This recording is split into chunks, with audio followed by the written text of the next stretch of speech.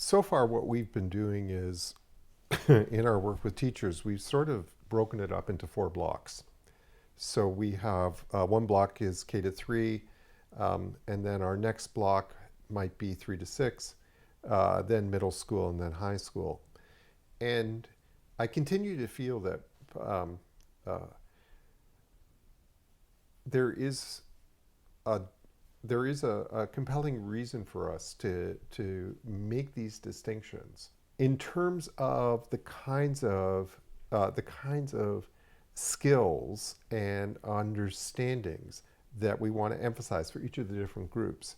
So, for example, in secondary school, I think our most successful programs have been when the teachers have really gone much more cognitive, way more cognitive than we would ever do with the little guy.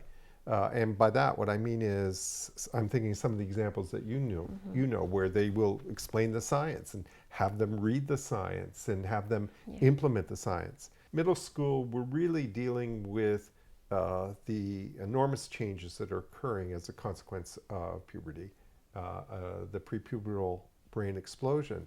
And so I think we need to, I think that our greatest successes there have been around recognizing the importance of peer interactions for self-regulation and how we can structure this in a middle school environment. And then for our first 2 groups, for the K to 3, we're really looking at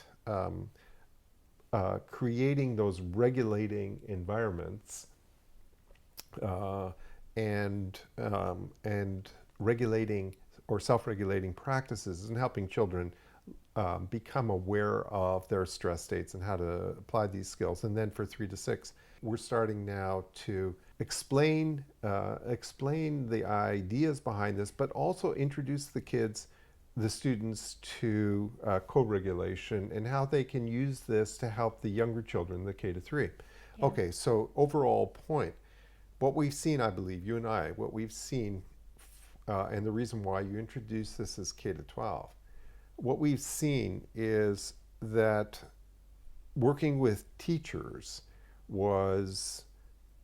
it's been absolutely brilliant. The changes that we see in a classroom, in a school, are a little bit of magic.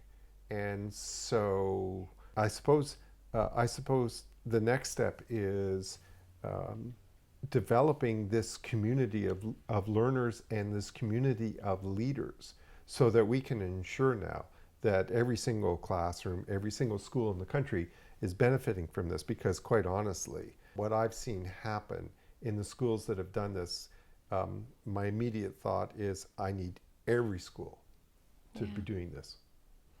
You know, 2 interesting things that are happening more and more is we're moving away from this. I think in the early years in particular, the kindergarten grade 1, there's a lot of our teachers are understanding and self-regulation, and some of these practices are embedded in their thinking and their professional learning and so on.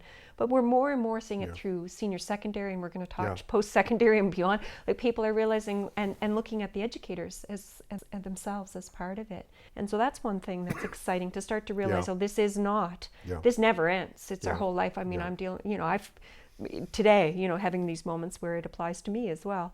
But the other thing is really, sometimes people might hear schools and they think silos. And even the very fact we had to present these into 6 little categories or 7 categories, as it turns out, seems like a silo. But actually, what we're talking is holistic at the school level. It just happens to be the place where everybody goes, all of the children. And then when we don't see specialists as outside, we see the role. We spoke about bus drivers last week with the story I shared with you about, this families, this is everybody.